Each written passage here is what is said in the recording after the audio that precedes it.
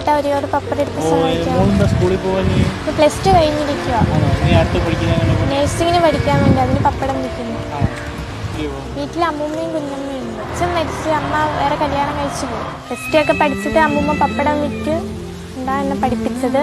പിന്നീട് നേഴ്സിങ്ങിന് ഉള്ളതുകൊണ്ട് plus two കഴിഞ്ഞപ്പോഴത്തേക്ക് ഞാനും പപ്പട കച്ചവടത്തിന് ഇറങ്ങി. 10 എണ്ണം വിറ്റാൽ 600 രൂപ കിട്ടും. അതിൽ 260 രൂപ പപ്പടത്തിൻ്റെ റേറ്റ് പോയിട്ട് ബാക്കി 340 രൂപ ഞങ്ങൾക്ക്. മറ്റെന്ന് വെച്ചാൽ അതിൽ നിന്ന് തുച്ഛമായ പൈസ എടുത്ത് ഞങ്ങൾ മാറ്റിവെച്ച് നേഴ്സിങ്ങിന് പഠിക്കാൻ വേണ്ടി മാറ്റിവെച്ചിട്ടാണ്. അവിടെ കുഞ്ഞിൻ്റെ തൊട്ടുള്ള ആഗ്രഹമാണ്. 10 ആയപ്പോഴത്തേക്ക് അവൾ പറഞ്ഞ്, അമ്മ എനിക്ക് നേഴ്സിങ്ങിന് പോകണമെന്ന്. ഞാൻ പറഞ്ഞു, മോളെ നമുക്ക് മാർഗമില്ലല്ലോ എന്ന് ചോദിച്ചപ്പോൾ പറഞ്ഞു, അമ്മ ഞാനും കൂടി പപ്പടം കച്ചവടത്തിന് വരാം.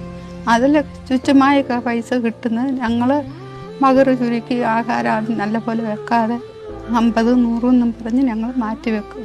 അതുകൊണ്ട് ഒന്നും കൊണ്ടും മുഴുക്കത്തില്ല. പപ്പടം വയ്ക്കാൻ പോകുമ്പോൾ ആരെങ്കിലും കാണുമെന്നുള്ള പേടി ഉണ്ടായിരുന്നു. കാരണം സ്കൂളിൽ ചെല്ലുമ്പോൾ അവർ കളിച്ച് ചിരിച്ചാൽ നടക്കുന്നതൊക്കെ, ഞാൻ മാത്രം ഇപ്പം കച്ചവടം ചെയ്ത് പഠിക്കുന്ന ആളൊരു കുറച്ചിലായിട്ടൊരു കാണുമെന്നൊരു പേടിയുണ്ട്. ശേഖരിച്ച് വെക്കുന്ന പൈസ വീട്ടിലായിട്ടൊന്നും സൂക്ഷിച്ചൊന്നും വെക്കാൻ പറ്റത്തില്ല. വീട് കഥവൊന്നും ഇല്ല, വീട്ടിൽ ആരെങ്കിലും വന്ന് എടുത്തുകൊണ്ട് പോയാലും പറ്റത്തില്ല. 100 രൂപ പോലും ഇവിടെ വെക്കാൻ പറ്റില്ല. അതുകൊണ്ട് കിട്ടുന്ന പൈസ അപ്പം തന്നെ ബാങ്കിൽ കൊണ്ടിടും. അതിൽ നിന്നും 2-3 രൂപയൊക്കെ പലിശയായിട്ടും കിട്ടും.